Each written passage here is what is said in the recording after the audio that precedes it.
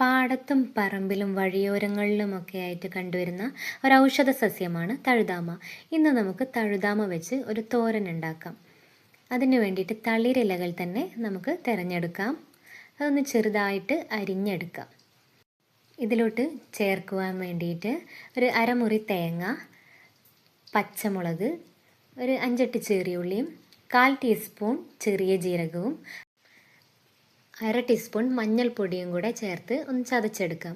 ഇനി ചട്ടി വെച്ച് കൊടുക്കുക. അതിലോട്ട് ആവശ്യത്തിന് വെളിച്ചെണ്ണ ഒഴിച്ച് കൊടുക്കാം.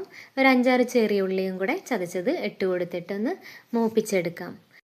കഴുകി വെച്ച തഴുതാമ നമുക്കൊന്ന് ഇട്ട് കൊടുത്ത് ആവശ്യത്തിന് ഉപ്പും ചേർത്ത് ഒരു 5 മിനിറ്റ് നേരം നമുക്കൊന്ന് അടച്ച് വെച്ച് വേവിക്കാം. ഇനി ഇതിലോട്ട് നേരത്തെ അരച്ച് വെച്ച അരപ്പൊന്ന് ചേർത്ത് കൊടുത്ത് നന്നായി ഇളക്കി ചേർക്കാം.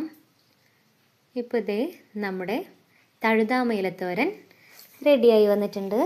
ഇത്തരത്തിലുള്ള നാടൻ ഇലക്കറികൾ നമ്മുടെ ഭക്ഷണത്തിൽ ഉൾപ്പെടുത്താൻ എല്ലാവരും ശ്രദ്ധിക്കുക. ആരോഗ്യകരമായ ഭക്ഷണം കഴിക്കൂ, ആരോഗ്യത്തോടെ ജീവിക്കൂ.